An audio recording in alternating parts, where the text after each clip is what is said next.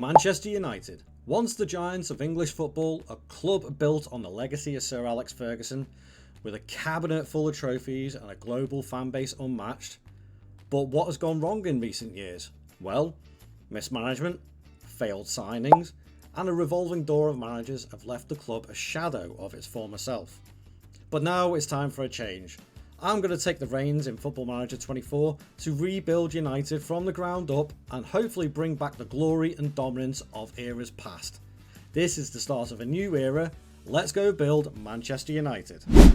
Welcome back everybody to the channel, and welcome back to a brand new rebuild, and this time, for my sins, I am rebuilding Manchester United. Now it is blatantly obvious my allegiance to my own club, Liverpool behind me. This one hurts to do a little bit, but it is something that needs to be done.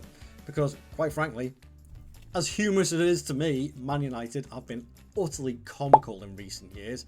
So it's only obvious that we're going to do a rebuild. Now, I'm going to explain a couple of the rules before we get into the transfer side of things.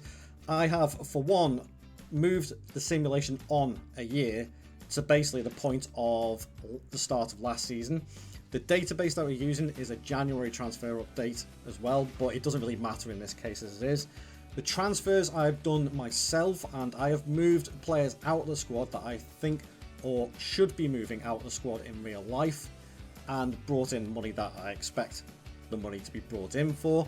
And finally, I am going to start off with, I'm not promising that I'm going to stick with it, but I'm going to start off with the Amrim formation style to see how successful it can be, if it can be successful at all. So let's go into it. So as I say, made quite a bit of money through the transfers. Financially, Man United are in the doldrums, as everybody knows at this point in time, obviously a season on. So the season, it has been simulated. If we have a look at the league table and the past winners, one season has been done. Man City, Liverpool and Chelsea were the top three for last season. I come in and I believe last season Man United actually finished 6th under Ruben Amrim, so that's not too bad, I suppose. But as I say, financially, still got a massive amount of debt. We only get 40% of the transfer budget, so money that we made, or the money that I made and brought in, I think I've sold about £300 million worth of players, and I still only got 40% of that back in. It still meant I could spend money, but that's only a rough estimate, by the way. But transfers-wise, so if I go back, Fran Garcia got brought in on loan during the January transfer window. That was not me or my doing at all. But what I did do when I did come in was from Harry Maguire up here to Bruno Fernandes. I'll start with Bruno Fernandes. I have let go to Al Hilal for 90 million. Rashford has gone to Barcelona for 50 million. Garnacho to Chelsea for 45. Onana has gone to Monaco for 35 million. Sancho finally gone to Galatasaray for 25. Anthony made his move to Real Betis permanent, 15 million. Casemiro, which by the way in real life at time of recording, looking pretty ripped. It looks like he sorted himself out a little bit. He's gone to Saudi Arabia for Al Hilal for 10 million. Lindelof has gone to West Ham for nearly 3 million. And then Harry Maguire went out on loan for 1.6 million fee to Aston Villa. Random. But all in all, that brought me in, I'd say, what's that, 140? That's well over 200 million just in that alone. And then when we go to the tick over, I continued with that sort of form. Xerxes has gone to Al Nassr for 48.5 million. Delo has gone to Juventus for 33. Malacia has gone to Hilal for 38 million. Bayindia has gone to Nasser for 7 million, plus a few loans. Shea Lacey, Aidan Heaven, they've gone out to get some more game time. Collier and Fitzgerald have also gone out on loan, so just to get more game time in the youngsters, hopefully. I would like to try and use a couple of the youngsters further down the line if possible. But the players that I've got brought in. Firstly, Sanchez and David. Renato Sanchez and Jonathan David were pre-arranged free transfers when I came in and took over. But the players that I did buy. From the top, Michael Elise was for sale, believe it or not, from Bayern Munich. And I wanted a really creative winger / attacking midfielder. This guy fits the bill, and for the price that I got him for, 48.5 million or 48 million, perfect. Obviously, United need a new keeper, so Noah Atabulo came in, 23 years old, value up to 60 million now. He's got a good potential ability, but the main thing is he is consistent and he likes the big games as well. Very good all the way through. He's a very good goalkeeper on the game. I've used him before, so he's tippy top. Kylian Sildilia, another £38.5 million signing from Freiburg. So Freiburg have taken a lot of money off us. But this guy, he can play a wing back, he can play a full back, he can play at centre back. Very good player to have on the game. Great attributes all the way through. Still only 23, so he's got room for improvement. Very, very good player indeed. Then I brought in another defender, Gertrude from Leipzig. Obviously, a former Arne Slot player at Feyenoord. Brought him in, but everybody knows Gertrude. He can play right across the midfield and defence. Very capable of doing that in multiple positions. So it does exactly what it says on the tin from Gertrude. Then I spent a little bit of money on a couple of young talents. Now, obviously, Giovanni Quenda in real life has moved to Chelsea, or is moving to Chelsea, I think. But on here, he was still at Sporting, and I've recently used him in a couple of my other rebuilds, and he has been phenomenal, and I'd never used him before, so I brought him in. Yes, he's only 18. Probably send him out on loan at some point, because he may not get game time ahead of Elise at the moment, but he has definitely got the potential ability, plus the attributes already. Absolutely spot on. Then Gianluca Prestiani is another tried and tested one that I've used plenty of times before. All-rounder, very, very good. 5-star potential ability. Brought him in from Benfica. He is going to play it on the left-hand side of the tactic, hopefully. And I'll show you the tactic in a second. But 22.5 million from Benfica, I thought was a good deal.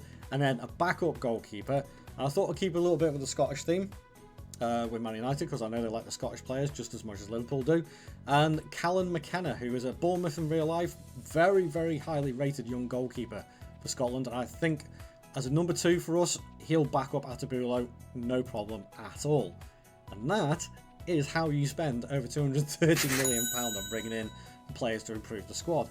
Now, tactically, I said I was going to get that off there, with the Amorim style. So this is what I've gone for, with the sweeper keeper, the 3 at the back with the 2 wide centre backs, the 2 wing backs and the 2 centre midfielders in there, with the 2 inside forwards and a complete forward up top.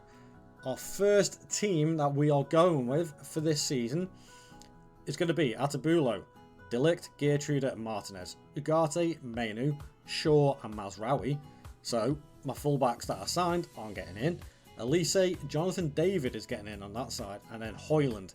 Now I'm going to let these 2 battle it out this season to see who comes out on top and who ends up being better.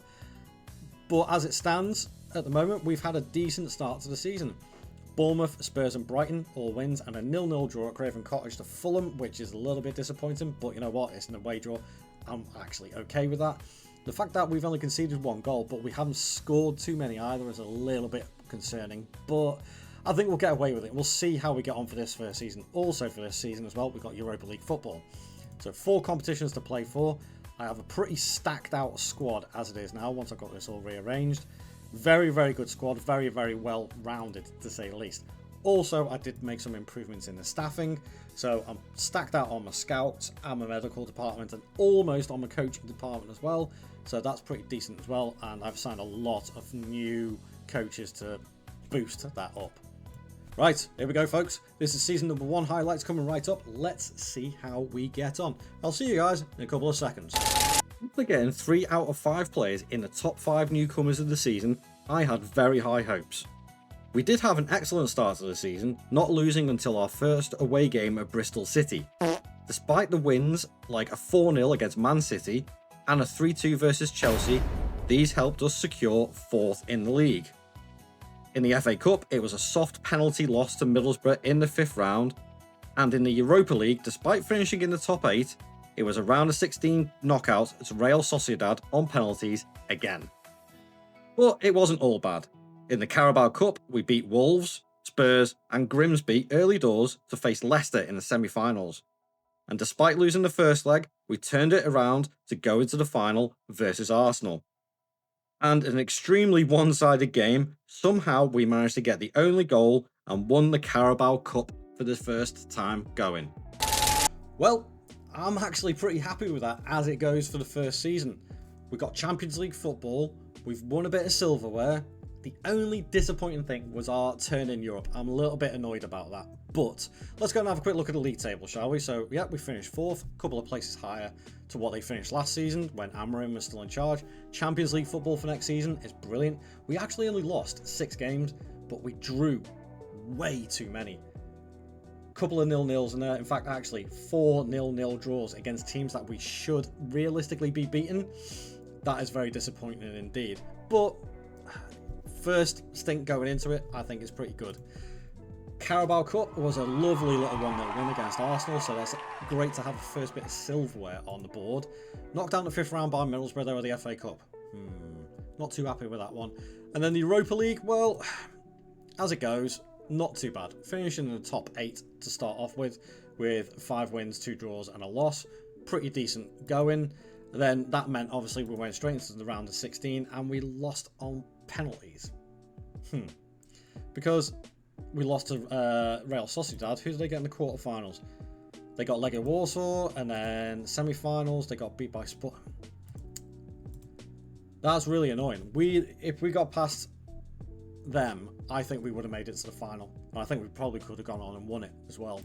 That is even more annoying to say the least. Let's have a quick look at the squad, see how they performed overall. Atabulo, just before I look at the goals, a 7.2 average rating in 54 games this season. That is outstanding. Outstanding. And also for the fact, clean sheets, he got 34 clean sheets in all competitions this season. That's incredible. And I guarantee you, Onana would not get that.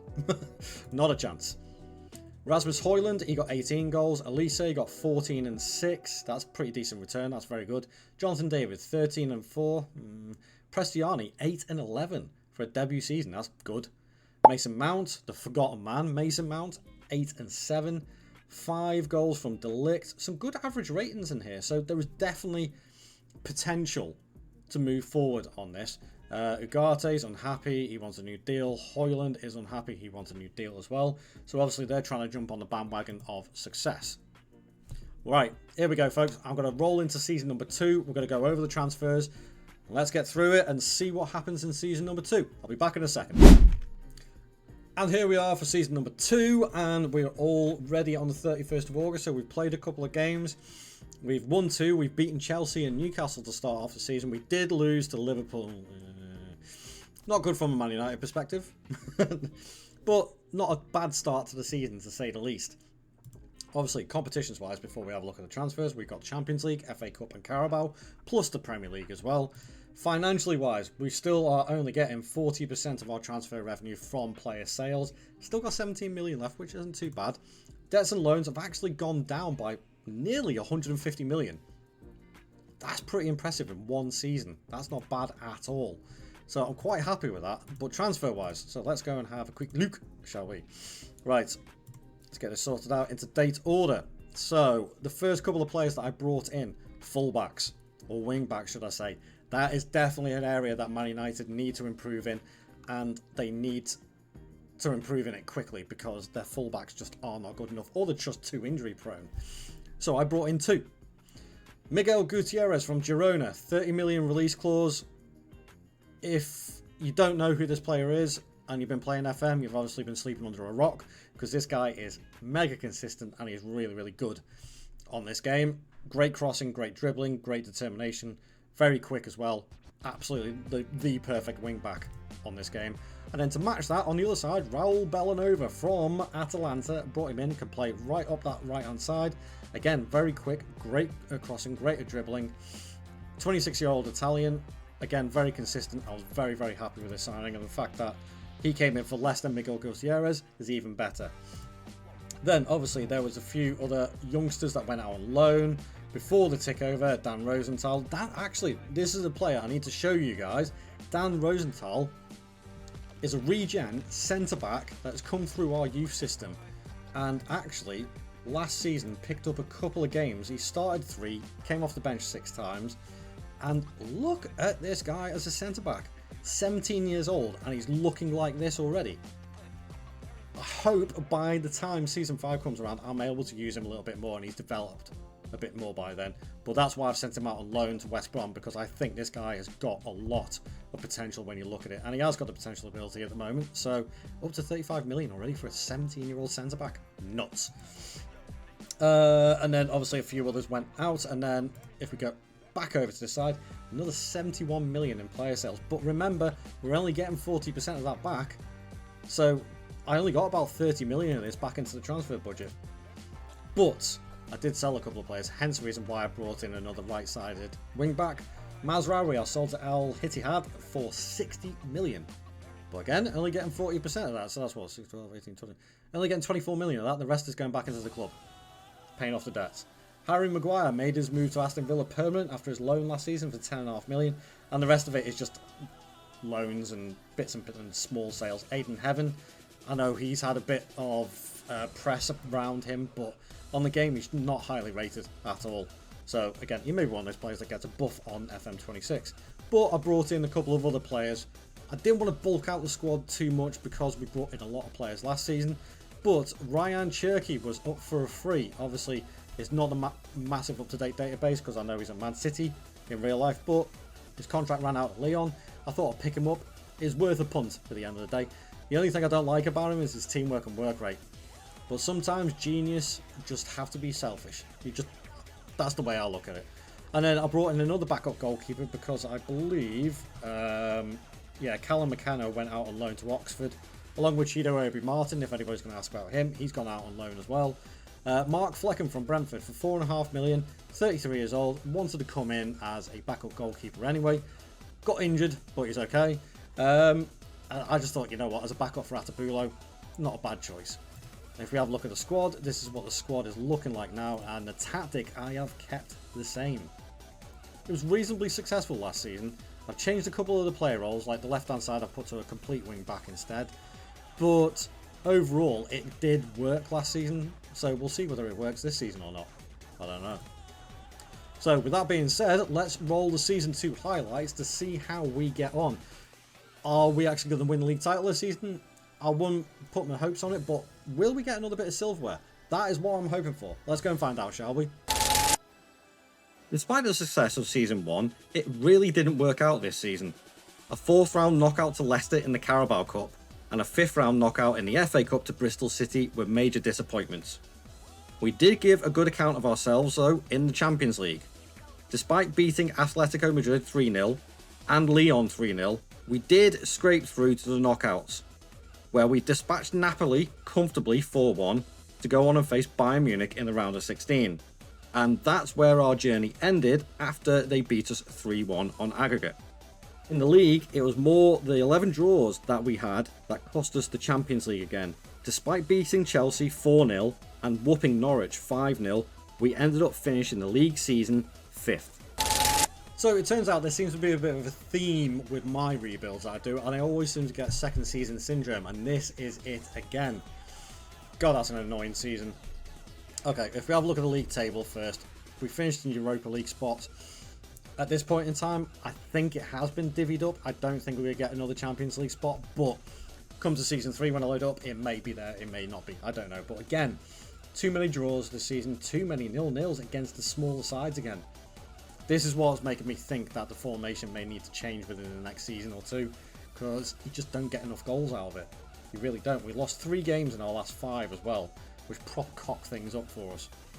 Competitions wise as well, round of 16 in the Champions League by Bayern, who went all the way to the final actually and lost on penalties. League phase, we scraped it. We scraped it, and that's not good. And we got to the knockout round, which is fine. We beat Napoli, actually whooped them, which is more of a surprise. And then the round of 16, obviously getting knocked out by Bayern. Very disappointing. But 5th round again in the FA Cup, but by Bristol City this time instead of Borough. And then the 4th round of the Carabao that we won last year by Leicester. That's even more disappointing. Very disappointing season overall. Not happy with that in the slightest. But squad-wise, another 50 games from Atabulo, but his form dropped. And it has dropped off a little bit, which is a little bit surprising. Goals-wise, 18 from Højlund again. 12 and 12 from Elise, which isn't too bad. 12 goals and 3 assists from Jonathan David. Yeah. Mason Mount with 6 and 7, 5 and 9 from Kobbie Mainoo, which Kobbie Mainoo now actually is starting to develop into an absolute beast of a player on this game. I mean, look at all the yellows in here, and the fact that he's still only 22 and he's valued up to 100 million is incredible. He is such a good player on this game. I hate to admit it, but he is. Prestiani 4 and 9, Ugarte got 4 and 5 from the defensive midfield, which is quite a surprise. But the fullbacks that I brought in, Gutierrez didn't get 1 assist. That is very poor, to say the least. And the other one that I brought, well, the other two that I had, Ciladella got 5 assists and Bellanova got 3 assists. And Dorgu got 1. That is some really, really poor stuff. And if we have a look at the transfers, I got 56 million going into season 3. But again, moving some players out and stuff like that to bring in some money. But there we have it for season 2. We've got to roll into season number 3 with that 50 plus million to go and spend to try and improve this and get us back up into the Champions League spots, because that is what we need the money for. Let's go and find out and see what happens for season number 3. And here we are for season number 3, and I do have something to admit. My season number 3 save file kind of disappeared. So I've had to load up another save file, which is right at the end of season number 3. So what I will do is I will show you guys the transfers and everything else that has happened. But obviously the eagle-eyed viewers of it will know that it is the 1st of June, so it is definitely the end of season 3. And you will also notice that we finished 6th in the league, but I'm not going to show you anything else. So I'm just going to show you the finances. I'm just going to show you the transfers, then come to the highlights, and then back into this part again. So transfer-wise, bump. Let's have a quick look at this. So we'll go back. Nothing happened before the tick over on bringing players in, and it was just a load of loans before the save points anyway. I loaned out Quenda to get some game time. Diallo's gone to Norwich, and a few others just went out. But then after the tick over, I made 86 million by selling a few players, and those players being Martinez went to Saudi Arabia for 40 million quid. Cherky did not get on, didn't even get any game time, so he's gone. He's out of here. He's out of here. 23 million. Renato Sanchez, very similar again, 14.5 million. Finley McAllister, who was actually one of the youth products, has gone to West Ham for 8.5 million. And then just again another load of loans. But I spent another 64 million. But as you can see, I brought in some free transfers as well. I went into the save game in the January time to have a look at the expiring contracts, and I could not believe what players had their contracts expiring, and I couldn't resist them. So I went for a double sporting action. I went for Gonçalo Inácio as one centre-back who is absolutely brilliant on this game.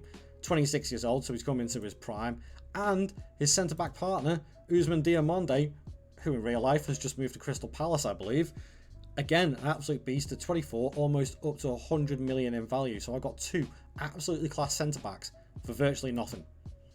On top of that, I got Calvin Stengs in as a right-wing backup because Quenda's gone out on loan, and he's a free transfer, so I thought, you know what, bring him in. You're not missing out on much, and he can back Elise up this season. He's a fairly decent player. I've never used him before, but he seems okay, to be fair.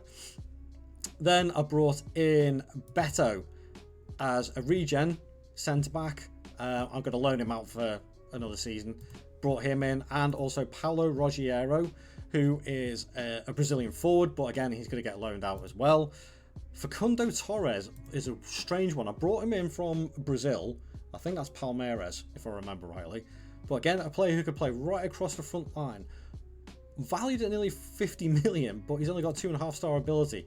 It's really odd, but I think he can end up doing a job for us. And then the big one, and I wanted somebody to come in and challenge Mainoo and Ugarte, Nicholas Siervold from Leipzig, the Austrian defensive midfielder who has absolutely incredible mental and physical attributes, along with the technical attributes to back it up.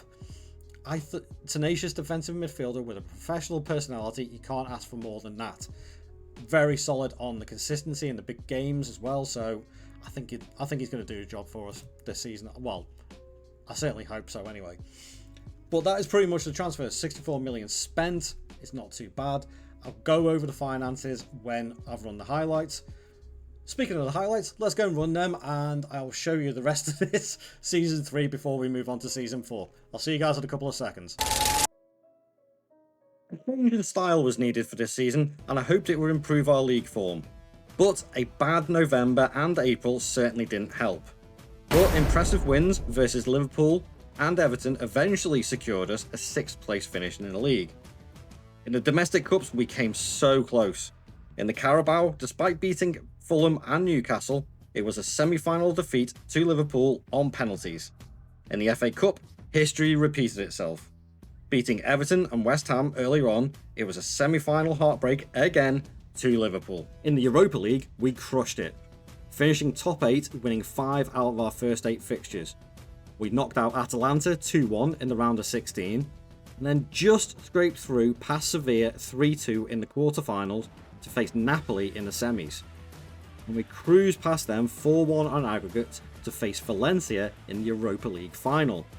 And thanks to an early Man Utd goal, we did it. We won the cup 1-0 on the night.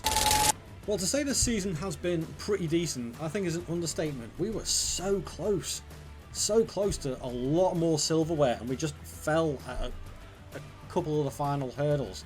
Okay, so as alluded to before the highlights, you guys could probably see the league table. We finished 6th, but we have qualified for the Champions League, and that is because, ta-da, we have won the Europa League. Another bit of silverware, so that's 2 trophies in 3 years, which isn't too bad at all, after beating Valencia 1-0 in the final of the Europa League. In the league phase, just about got into the automatic spots, which I was very, very happy with because we went into the round of 16. Got Atalanta, very, very tough tie, but just about beat them 2-1. Quarterfinals was then a 3-2 win over Sevilla, and we all know Sevilla's record in this sort of competition. Semi-final, beating Napoli 4-1 on aggregate, and then to get Valencia in the final to win. What's even more surprising is the fact that we won it, but we didn't have one player in the player stats at all, which it's crazy, utterly crazy.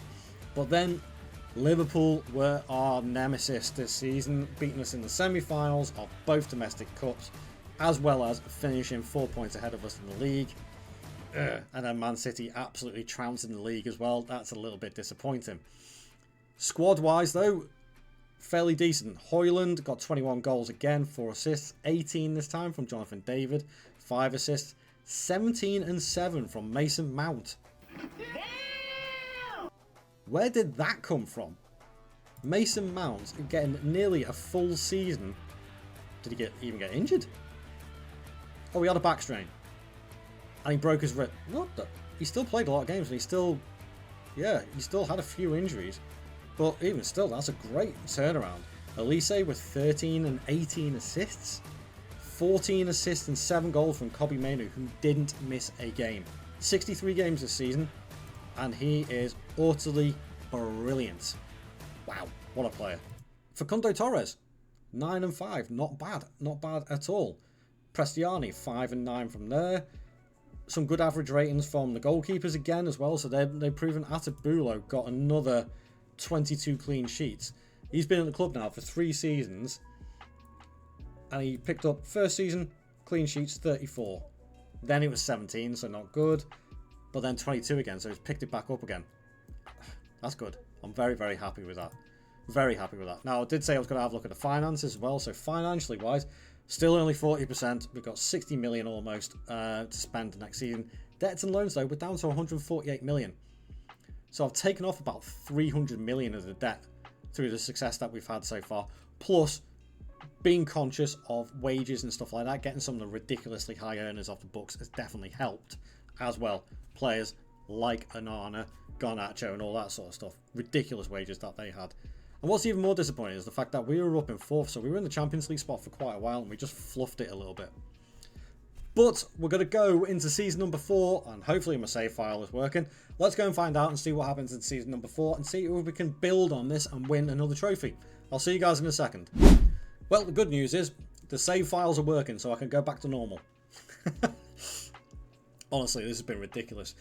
So the first thing I'm actually going to do is I'm going to have a look at the club vision. I'm going to go to the board and see if... Yeah, see? I asked for an increase in transfer revenue and it got rejected. I just don't know. I don't know what's happening here, to be fair. I'm trying to get more money into the club, but I just can't do it if they're not agreeing. Because if we have a look at the finances, okay, our overall balance is a bit yo-yo-y. But, oh no, that's sponsors. But if we have a look at the debt, it's just reducing down, and they're still not going to give us extra money. But as you can see, I have spent a bit of money in the transfer window yet again. So if I go back, I brought in a couple of players before the save point, and those players actually were pretty decent to bring in. Enzo Banco for 10 million from Vélez Sarsfield in Argentina is a regen goalkeeper, and I thought I'd bring in just because I could. And I thought I'd bring him in as a backup because I think Flecken may end up retiring soon or leaving the club. So I wanted to bring in another young goalkeeper, and he fits the bill quite nicely. Got a lot of potential, this lad. Then I brought in a striker. One of the things I alluded to over the last few seasons was the fact that we weren't scoring enough goals. And everybody knows that this lad can score goals. He's done it for me before, and he will do it time and time and time again. Francesco Pio Esposito. Heading of 16, penalty taking of 16, technique of 16, composure of 16, and natural fitness of 16, plus being very, very quick, and only 23 as well. This player is one of my favourites on this game, so I thought I'd bring him in. And then I brought in a free transfer as well, Martin Bacciarina, central attacking midfielder, which may be a hint at something else. With first touch and dribbling, 16s and 17s, great determination and composure. Very, very good player on this game. Highly recommend, if you haven't bought him before, go out and buy him. Also, if I rearrange this, only one player left before the tick over, and that was Dan Gore. He went to Bournemouth for 5.5 million, but then I moved over and made another 148. A lot of money coming through the club at the moment. So let's rearrange that. Right. Manuel Ugarte. Real Madrid came in with a monster bid of like 90 million. I was like, no. And then they came back with 123 million. And I was like, yeah, I can't resist that. So he's gone to Real Madrid for 123 million. Mason Mount has gone over to Saudi Arabia, even though he had a very, very good season last season. 39 million, I couldn't turn down for an injury-prone player like that. Amagello has gone to Atalanta, along with a few free transfers and a loan of Lenny Yoro, let's get that right, and Calvin Stengs. Both of them have gone out because they weren't getting game time. Bellanova has gone to Arsenal, but that will be made permanent next season. Flecken has left, hence the reason why I brought in that keeper. But another three players that I brought in, which I think really strengthen the squad now. Mohamed Darami from Reims is a player I've never bought before. Danish, 26 years old, left winger who can play on his right foot, so he's more of an inverted winger / inside forward. Dribbling of 17, technique of 16, but the physicals, the balance, agility, and the pace and acceleration, this guy is rapid. Never bought him before, but again, he's got a big game mentality, he's got the consistency, so I'm hoping that he'll hit the ground running once he's settled in a little bit. And he's not done too bad so far. Then, obviously, everybody knows Arda Güler from Real Madrid. Young Turkish midfielder. I think he's going to be the creative spark for our side. And Giacomo Faticanti is my replacement for Manuel Ugarte. So Faticanti is going to be my replacement for Ugarte. Admittedly, his attributes may not be as amazing as Ugarte in the game engine, but with a perfectionist personality, majorly aggressive and determined in the central midfield spot, I think he will do a job. Plus he's got the big game mentality and the consistency that I love to find in players on this game. So I think he'll be a very, very suitable replacement for him. That being said, the tactic has changed. We weren't getting enough goals. We were drawing too many silly games against the lower teams of the league, and I wanted to get more potency out of it. So on this, in fact, as you can see, I've put Esposito in for the season. I put Arda Güler in for the season. I want them to get the game time. But if we do a pick without restriction best 11, it changes it slightly. So Güler, get your words out. Güler will play in that central midfield spot. Weirdly enough, Jonathan David plays out on the right. I thought Elise would be there, and Højlund goes up front. That's why I put Esposito in. Prestiani starts out over there, but he's going to swap around with Darami. Gutierrez, Inacio Delict, and Silidella, Atabulo, Siovold, and Mainu as the Segundo Volante. This could work. could work. Hopefully it will do and bring us some more success. Fingers crossed. I believe, competitions wise, yes, we got Champions League football. So if we have a look at the stages of last season, we got Champions League football for this season. Can we repeat that and get that this season? Well, let's go and roll the season 4 highlights and see if we can actually build on the success that we've already had. Let's go and see if we can win another bit more silverware. I'll see you guys in a few seconds. It seems Liverpool are going to be our nemesis this season, but we are definitely making progress. A 4th round knockout in the Carabao Cup and another semi-final knockout in the FA Cup is tough to take. In the league, it was tight, but too many draws again. Despite beating Liverpool 4-3 at Old Trafford in an absolute cracking game, and also beating Arsenal 2-1, we finished 8 points off the top and finished 4th in the league. In our return to the Champions League, we qualified in the top 8 after winning 5 of our 8 fixtures. We battered AC Milan 6-3 in the round of 16, but just got past Dortmund on penalties in the quarter-finals to face our other German rivals, Bayern Munich. And it was heartbreak again as we lose 3-0 to miss out on the Champions League final. Well, that is definitely a bridesmaid sort of season. Cool, we are close. We are close. That tactical change, I think, has worked. It just needs a couple of little tweaks here and there, and I think we'll be okay. Let's go and have a look at it.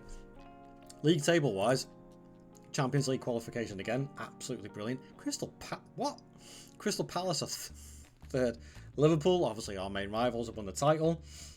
But we had a strong end to the season, which meant that we actually managed to qualify. And I'm very, very happy with that because competitions-wise, we were close in the Champions League semi-finals. And Bayern got to the final against Barcelona again and lost.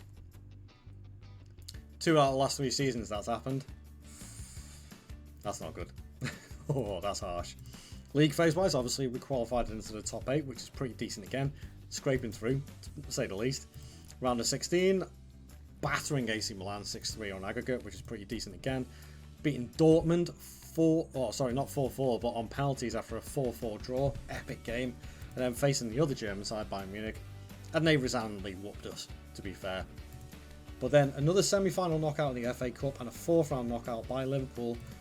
FA Cup won by Liverpool, so they did a domestic double.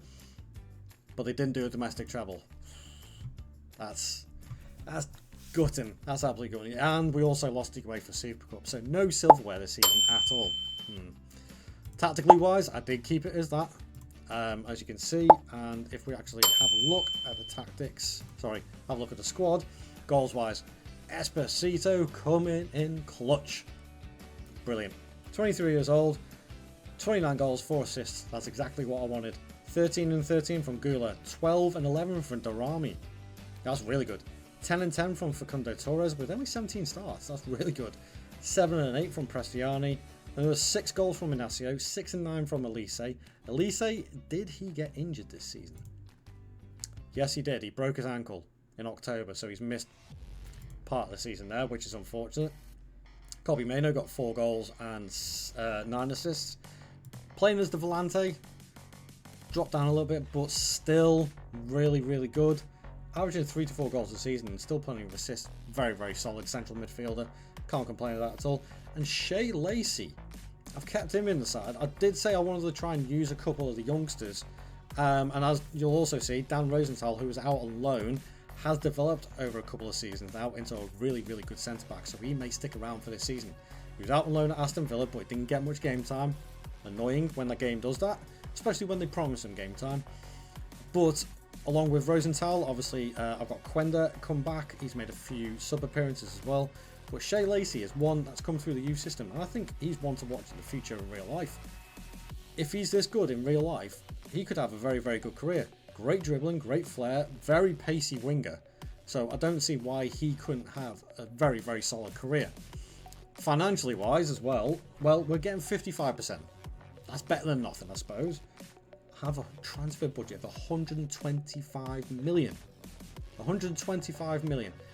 And I'm presuming you're wondering, well, how on earth has that happened? Well, that has happened because we have finally got rid of the Glazers.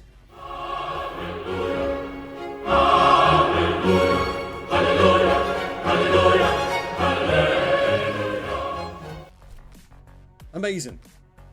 Absolutely amazing. The Glazers are gone. They sorted out the debts and loans, so we basically have 93 million left. Just one bank loan left. They upped the transfer revenue that we can have, and also obviously gave me 125 million to spend this summer. And we're on the cusp of bringing back the Premier League trophy to the club, so fingers crossed I could do it in season number 5. Speaking of season number 5, let's go and do it. Our final season, our final round of transfers to see if we can actually bring the Premier League trophy finally back to Old Trafford. Let's go and see how we can do it. So here we are back for season 5, the 5th and final season. And as you can see, we were already on the 1st of September, so we played a few games. There's a couple of greens there, but we've had 2 wins and 2 draws to start off the season, which isn't too bad, but dropping points already at this stage of the season, I know we can make it up, and obviously other teams will drop points. Liverpool are 4-4 at the moment, but they will drop points as well. Fingers crossed, we can gain some ground on them. That's what I'm hoping for.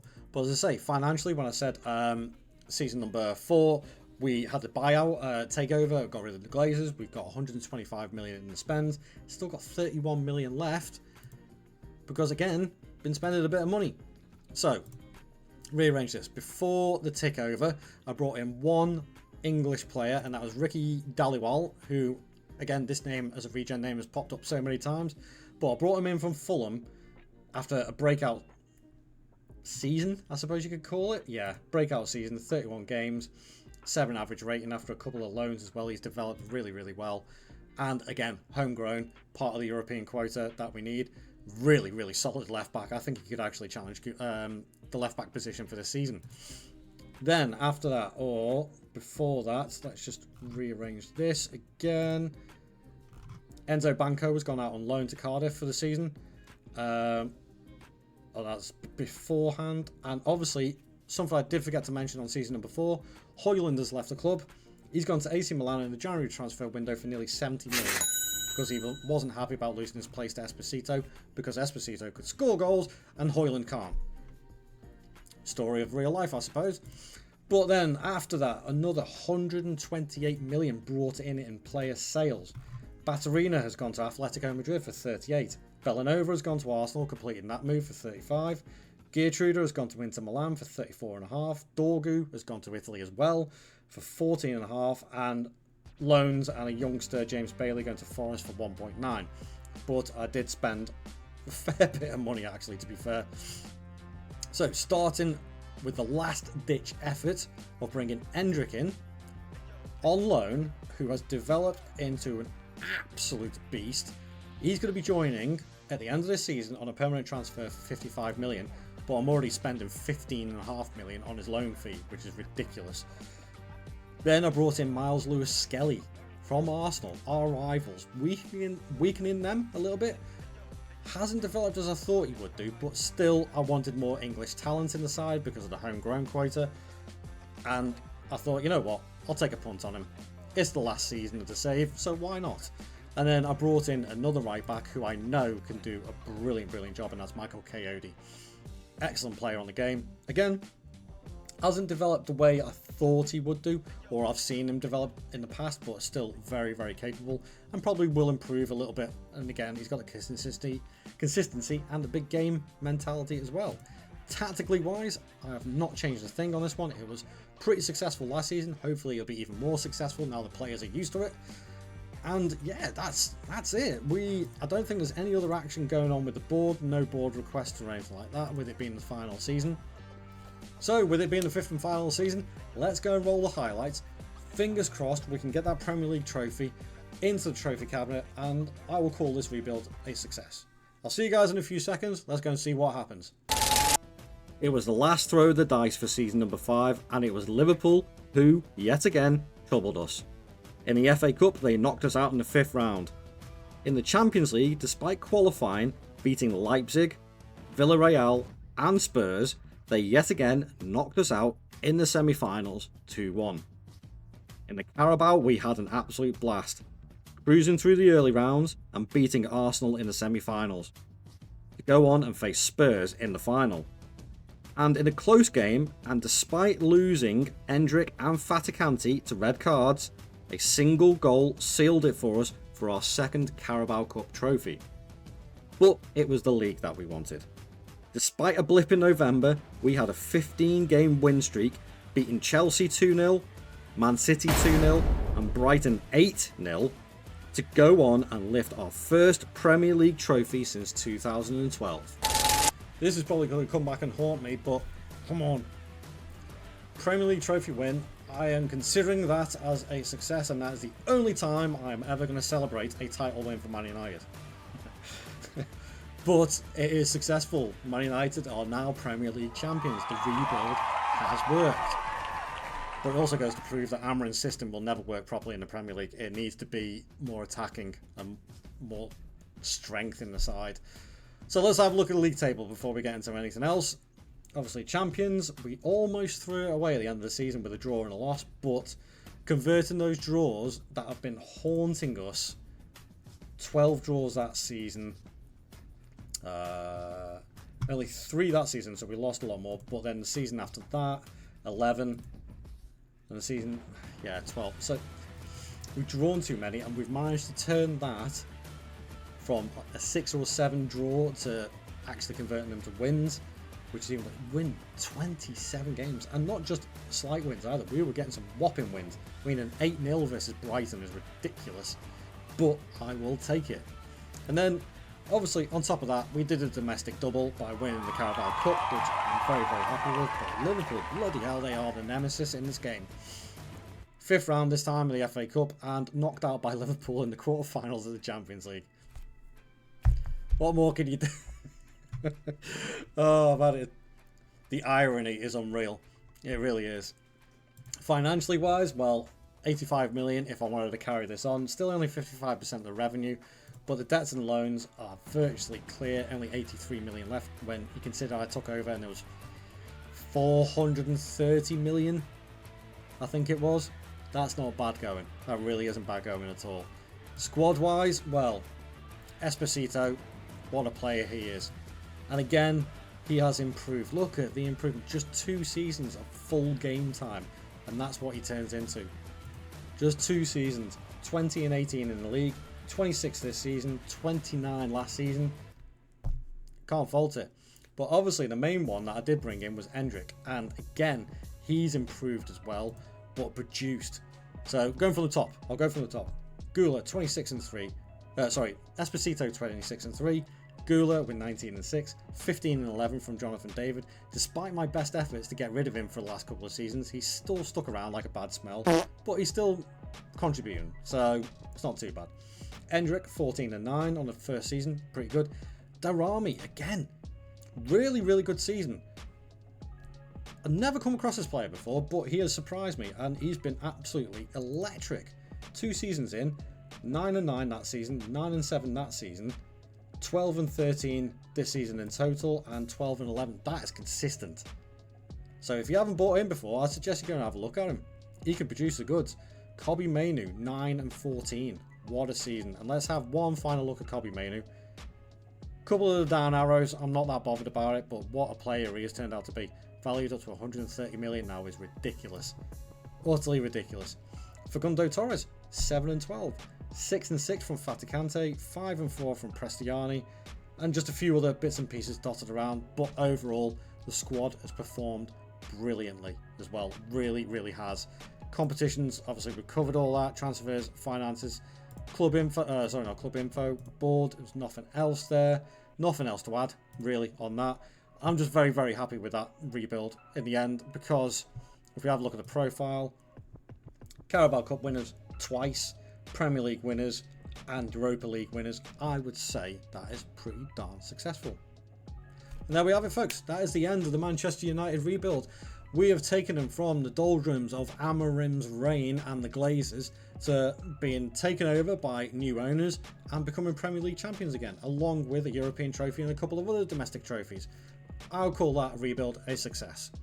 Thank you very much for watching. Don't forget to leave a like on the video, subscribe to the channel, and I'll see you guys in the next rebuild. That is going to be an interesting one, but I'll leave that until it was released. I'll see you guys in the next video. Thank you very much for watching. Ta-ra.